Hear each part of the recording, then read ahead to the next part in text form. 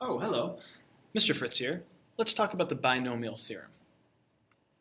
What we're going to talk about is Pascal's triangle again, but this time our goal is to create an equation so we can calculate specific values inside of this Pascal's triangle. I would love if there was a way I could say, hey, I want to find what the 1, 2, 3, fourth number is in the 8th row. And rather than having to actually build out the triangle, if I could just put in some numbers, crunch, crunch, crunch, and boom, pop out the 56. That's what I want to do. That's our goal for this series of video notes.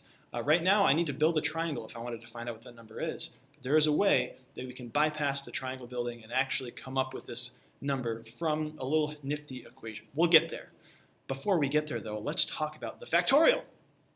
The factorial, this is actually the symbol for a factorial. It is a exclamation point. And this symbol, it does some things. But the operation is concerned with the number of arrangements. When I say operation, this is in the same group of operations like addition, subtraction, multiplication, division. Factorial is a type of operation. It means you can perform a factorial on a number or a set of numbers. And when I say it has to do with arrangements, here's what I mean. Let's consider that you have 3 students in a single file line. Let's say you have student A, student B, and student C. And I want to know, how could I line up these students? What are the ways that I can arrange these 3 students? Well, I could have A first in line, then B and C could follow. Or I could have A first in line, and then C and B follow.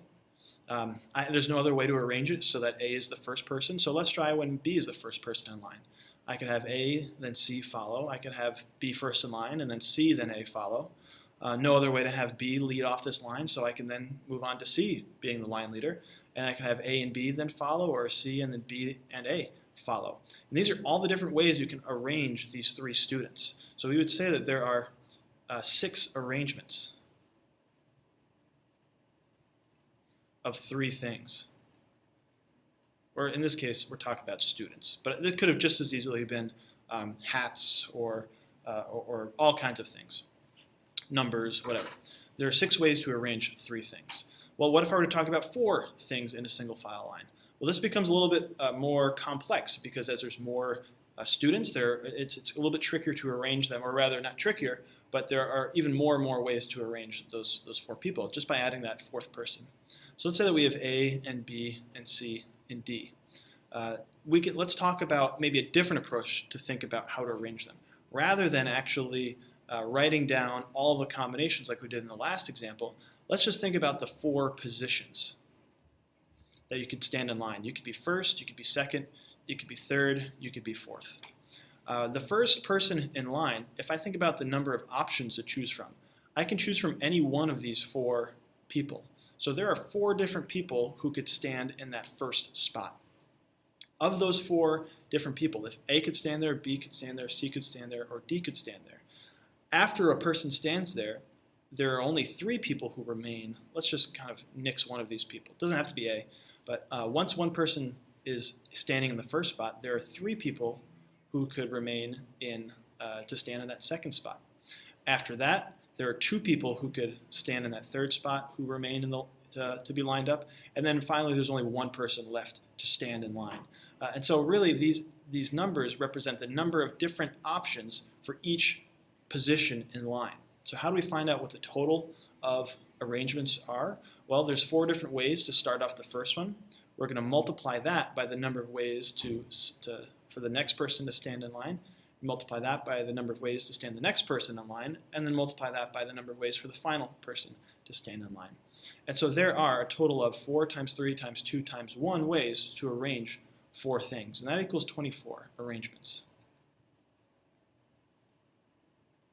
Another way to think about that is if you were to consider the series of arrangements we had for 3 people in that last slide. So here is 3 people in a single file line. If I were to add a 4th person, let's just say that that 4th person can go in the front. All of these 6 arrangements, right now, I could have started this arrangement with D in the front. Now, that only takes care of when D is in the front, but D could also be second in line, D could be third in line, D could be 4th in line. So really this entire group of 6 can play out 4 different ways, with D being first, D being second, D being third, D being 4th. So these 6 arrangements can happen 4 ways. 4 times 6 That's also 24. So that's kind of where we're coming with this arrangements thing. So here's kind of a weird example. If I had 0 students standing in a single file line, how many ways can you arrange that? And the answer to this is actually one arrangement. There's only one way to arrange 0 things, and that's just to have nothing. There is no other option other than nothing. So this technically has one arrangement for 0 things. Kind of a weird example. But in general, the factorial is describing numbers and what we can do with numbers and arrange those numbers of things. If we have n number of objects, they can be arranged in the following ways. We can multiply that number of things times the number of things minus 1 times the number of things minus 2, and so on and so forth, all the way down to times 2 times 1. This is now what a factorial is defined as, and we can use the factorial notation and say that this is just equal to n factorial. This literally means this. So surprisingly, 0 factorial is equal to 1, which is kind of weird, because if you were to think of the number like 4 factorial, this would equal 4 times 3 times 2 times 1. 2 factorial is 2 times 1. 1 factorial is just 1. But for some strange reason, 0 factorial is also equal to 1.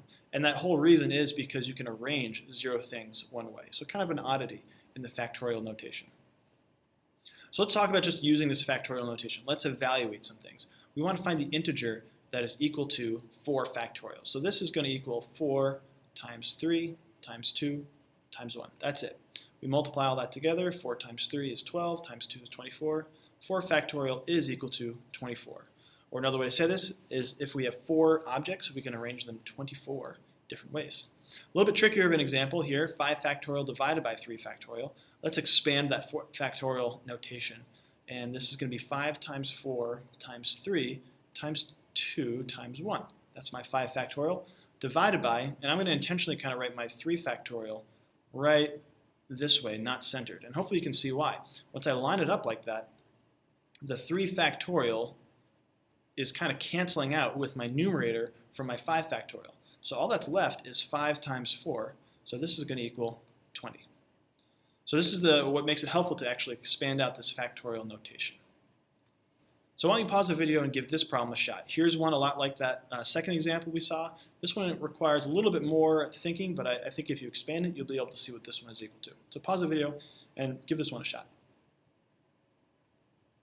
All right, and here is my solution, or here are my solutions to this first U-try example. Check it out.